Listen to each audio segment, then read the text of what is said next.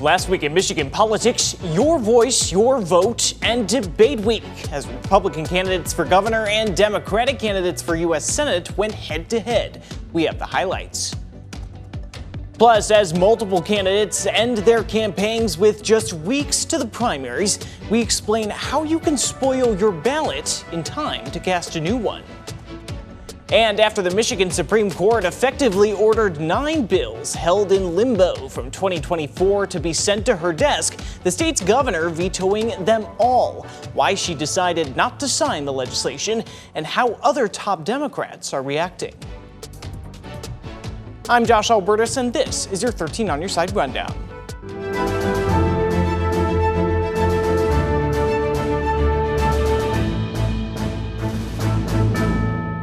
We have high electricity bills, our kids can't read, and criminals are back out on the street, but we can fix that. And we can work together to lower taxes, to bring our jobs back, and fix our roads. We need a winner, someone who can beat Democrats statewide. I'm the only one running who's actually done that before. I spent my entire life bringing quality and efficiency to organizations. Navy, DOD, and over 60,000 companies. I want to take that skill set and bring quality and efficiency to the state of Michigan. Off the top with debate week in Michigan, that wrapped up on Thursday with the Republican candidates for governor debating for a second time in just 2 nights. Thursday's Republican gubernatorial debate in Grand Rapids appeared to have a different air compared to Wednesday night's debate in Detroit between those same candidates. But there was still a fair amount of attacks as they sought to set themselves apart just weeks before primary election day. A second night, a second debate for candidates in the Republican race for Michigan governor. Mr. James, Mr. Cox, Mr. Johnson. 3 remaining names: Congressman John James, former Michigan Attorney General Mike Cox, and businessman Perry Johnson going head-to-head in Grand Rapids Thursday night. We need to restore Michigan, and I'm the best up here to do that because I'm focused on you. I'm focusing on the things that will help restore Michigan. I'm the only person who's actually won statewide. One statewide, not a congressional district, statewide twice. I'm beholden to no one. So I'm in a position where I can go and do things what is best for the state. And there were certainly plenty of attacks going around, particularly to and from James, who secured the endorsement of President Donald Trump. Spring polling from the Detroit Regional Chamber suggested the president remained widely influential amongst Michigan Republicans. If you go to It's not John on your hand. James, You might need some help. John James, excuse me? It's not on your hand. You might need some help. Yeah. Or was that your secretary? Yeah. I'm going to get a is. rebuttal to the rebuttal too, right? I get to finish, do I not? But trading barbs took up much less focus, it seemed, than during their debate just one day before in Detroit, where candidates often spoke over each other and gave many rebuttals as accusations continued to fly. Thursday's debate touching on issues like affordability. I have a 3-point affordability agenda that starts with health and then goes with housing and energy. We're going to be focusing on mental health, providing more resources that our schools, our jails, and our hospitals were not designed. What do we need to do? Repeal Governor Whitmer's Green New Energy scam. What else do we need to do? More competition in healthcare. We have too many consolidated hospitals. If we go and reduce our expenses for the government, we're in a position to not only eliminate the income tax, but reform the property tax.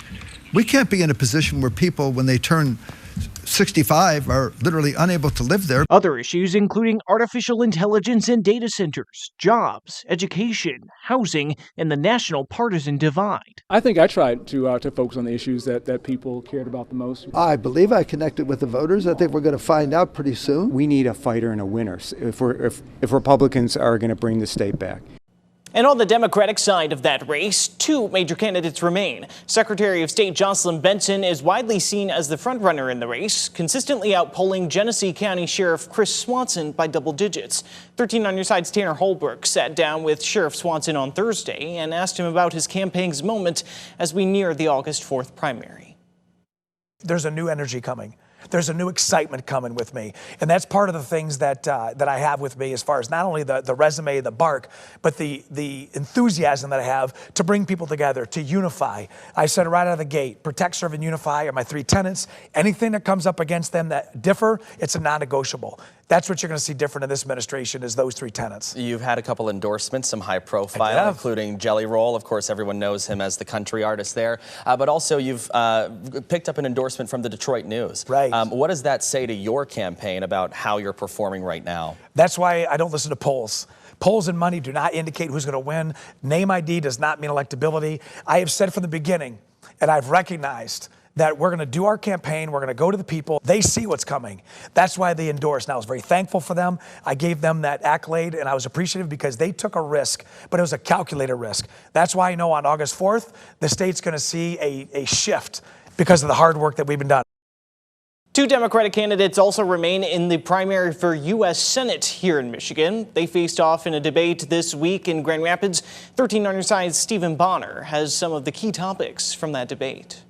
Michiganders got to hear both candidates' takes on things like affordability, data centers, and how each feel they would fare against a Republican opponent in November. With absentee ballots already in the hands of voters, this could be one of U.S. Representative Haley Stevens and Dr. Abdul El-Sayed's final chances to reach this large of an audience of voters in Michigan in one night. The debate opened with questions of tackling affordability and bringing down prices, a kitchen table issue that many Michiganders are facing firsthand. I will run through anyone and anything to lower costs. My no tariff on groceries bill, my bill to lower your utility bill. Do we need to stand up to the monopolies and oligopolies that are picking our pockets? Number three, we need to stand up to increase wages. El-Sayed and Stevens stayed consistent with some of their main talking points throughout the evening. Stevens pointing to her track record in Congress and El-Sayed hitting Medicare for all hard throughout the evening. We need to make Medicare fully sustainable by extending it to everybody. Medicare for all would do exactly that. Look, I've got the receipts.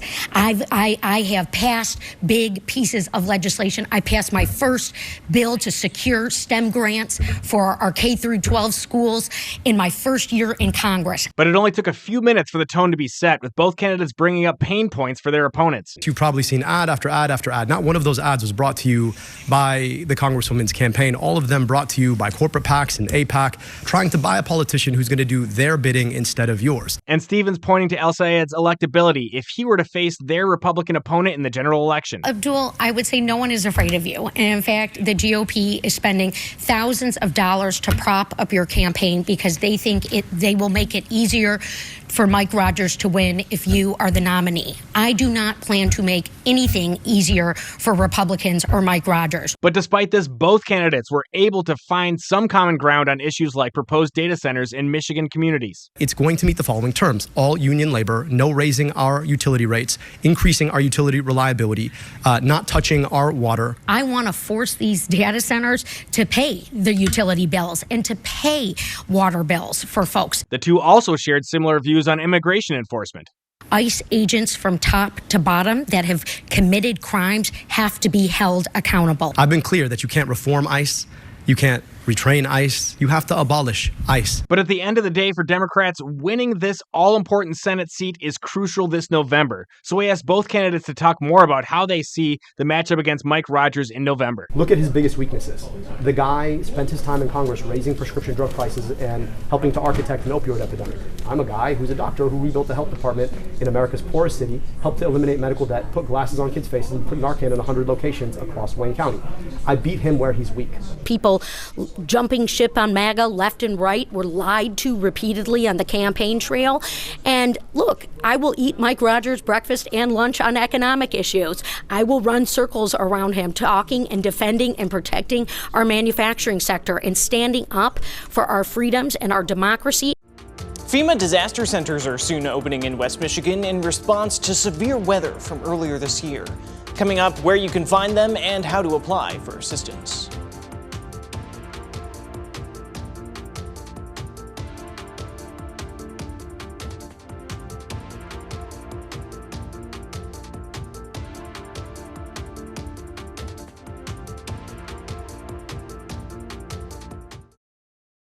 After roughly 18 months of litigation, 9 bills passed by the Michigan legislature in 2024 are now vetoed by Governor Gretchen Whitmer.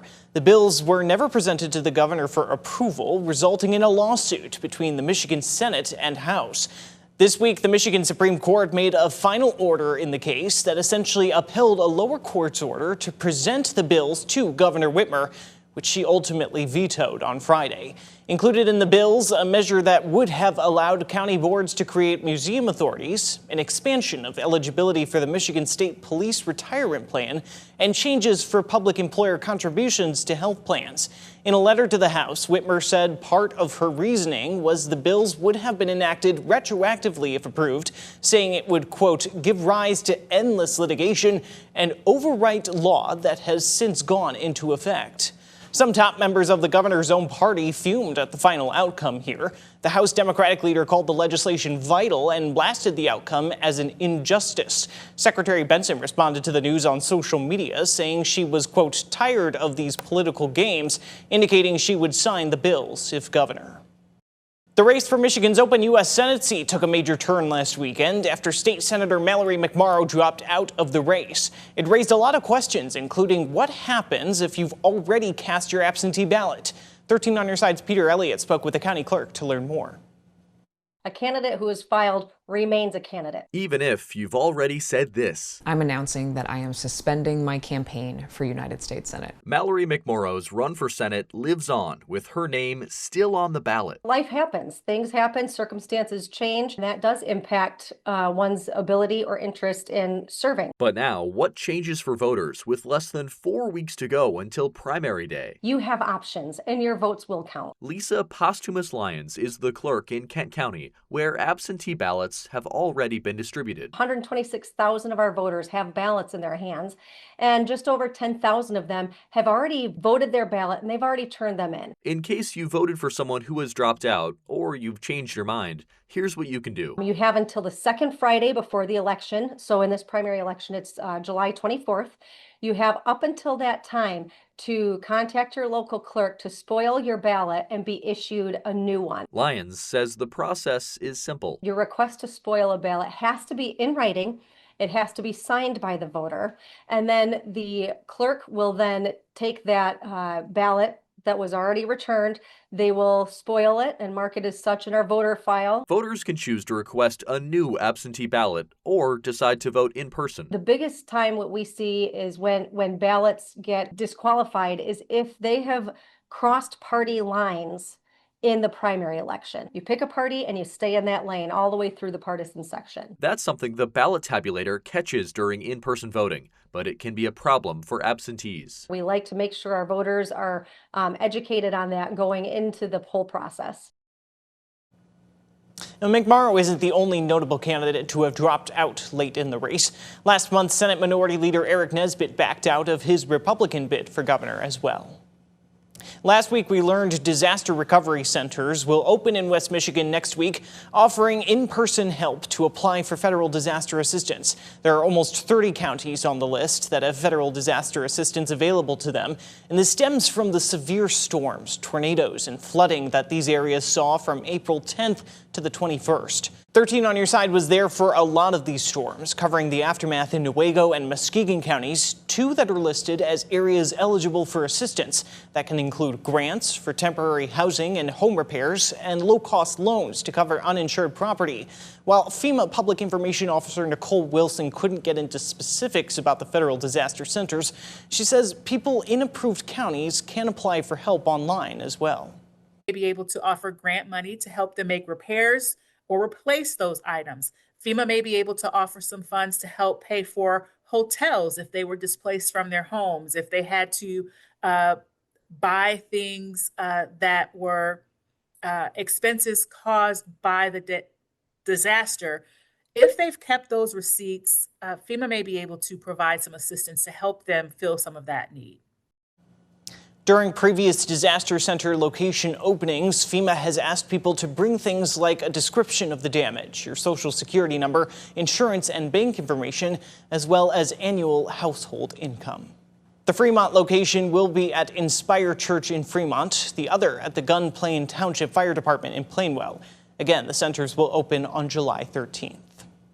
State regulators are still considering Consumers Energy's sale of 13 hydroelectric dams in Michigan to Confluence Hydro. To address concerns over the future of the dams, the two companies are creating a $270 million safety fund. It is said it will help cover any unforeseen long-term safety issues after the sale. Confluence Hydro is pledging to expand its commitments to preserve recreational and conservation benefits and increase their engagement with the community. Consumer says if regulators reject the sale, it will decommission the dams, which includes draining the reservoirs and removing the dams, altering the waterfront landscape in several communities. A road filled with potholes in Muskegon County that was about to be reverted into gravel may be getting new life thanks to the state budget. Coming up, how much money is being used and what the County Road Commission's plans could include.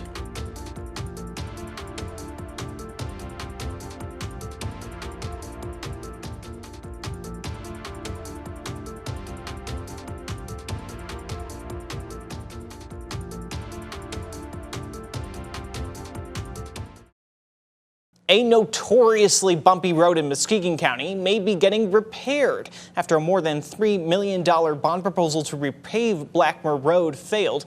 The state may step in to fix it. But with the state budget now heading to Governor Whitmer's desk, it's possible the road may be fixed up once and for all. 13 on your side's Jordan Hatfield has seen firsthand just how bad that road is and has more on the possible upgrade. The road needs fixing. Blackmer Road in Ravenna has been something of a sore spot for many people, but perhaps none more so than Muskegon County Road Commission Managing Director Ken Hulka. It was a mistake. We knew better. Hulka says the commission allowed Ravenna Township to pave over Blackmer over 15 years ago. The millings and chip seal were all placed over a clay surface which absorbed moisture. Over time, that moisture would freeze and thaw, moving the ground underneath the pavement, opening potholes all up and down Blackmer Road. I've regretted it ever since. The county spends around $50,000 a year maintaining the road, and while it's a little smoother than it was back in April, it's still a nightmare out there. The township has since passed an ordinance blocking semi-trucks from driving through. Blackmer's also the only road to get to Patterson County Park, where folks like Scott Laporte come out to disc golf. I enjoy it, but the road itself, it's a little rough. It's still kind of been like that way since high school. It's kind of got its ups and downs, but we still make it out here and play this disc golf course. Now the state is set to step in and maybe fix Blackmer once and for all. According to the state budget passed by the House and Senate last week, $3.3 million are earmarked to repave Blackmer. Hulka says he's pleased they're taking action. That really is the only way it was ever going to get done. We don't have enough money to spend per mile what this is going to cost to do a proper fix. But of course, in the end, doing it properly with current engineering standards, the product will be much better than that old chip seal. And Laporte says it's the best option for everyone who comes out to enjoy Patterson County Park. Like the upgrades that this park has, and wherever the rest of the money goes toward the road to get here and to better the city, then I think it'll be a plus. Hulka says the county still plans to grind out Blackmer Road back into a dirt road, which they will have to do anyway if they're ever going to get the road repaved properly. They hope to start the process by October. The Kent County Sheriff has announced she is retiring later this year. Michelle LaJoy Young made the announcement on Thursday. LaJoy Young joined the Kent County Sheriff's Office in 1989, starting in the jail before serving in patrol, communications, and support services. In 2018, she became Kent County's first female sheriff. At the time, she was the only woman to hold the office in the state. She will stay on the job until October 9th. Her term, however, goes until 2028, so the County Board of Commissioners will appoint an interim replacement who will hold that position until the next election. America's 250th continues to be celebrated after Independence Day.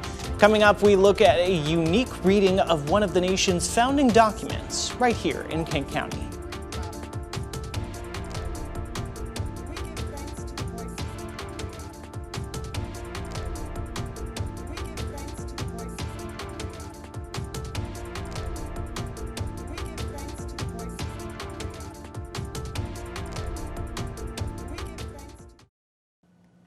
While most Independence Day celebrations wrapped up last weekend, there was an event this week commemorating another historic event.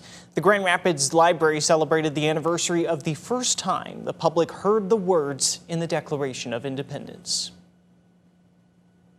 powers of the earth. Los hombres nacen iguales. 包括生命权。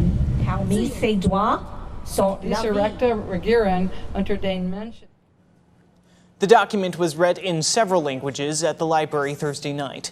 Daughters of the American Revolution hosted the reading to commemorate the 250th anniversary by reading it in 6 different languages.